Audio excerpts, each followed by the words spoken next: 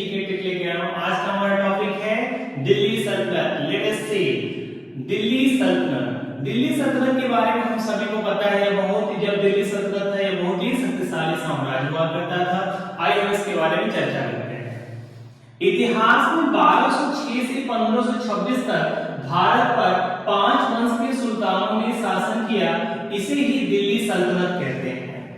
इतिहास में 1206 से 1526 तक भारत पर 5 वंश के सुल्तानों ने शासन किया, इसी कालक्रम को, इसी शासन काल को हम दिल्ली सल्तनत कहते हैं।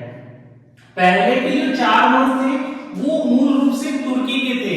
जो हमारे पहले के 4 वंश थे वो मूल रूप से तुर्की के थे। अंतिम जो राजवंश था उसको हम बोलते हैं वो अफगानी वंश का था। मतलब अंतिम जो शासन काल करने वाला व्यक्ति था वो अफगान वंश का था। ये 5 हमारे कौन से हमारे शासन काल हैं, इनके लिए मैं आपसे छोटा सा ट्रिक भी बनाया हूं ताकि इनको आप आसानी से याद कर सकते हैं।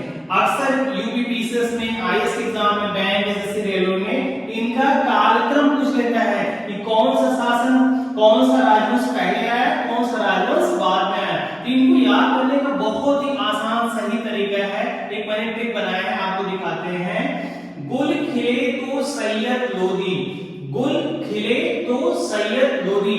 आपने इस ट्रिक को याद कर लिया, आपका सारा क्वेश्चन सही होगा, एक भी क्वेश्चन गलत नहीं होगा। जैसे गुल से हमारा क्या होगा, गुलाम वंश होगा। खिल से हमारा खिलजी वंश होगा। तो से हमारा तुगलक वंश होगा। सै से हमारा सैयद वंश होगा और लोधी से हमारा लोधी वंश होगा।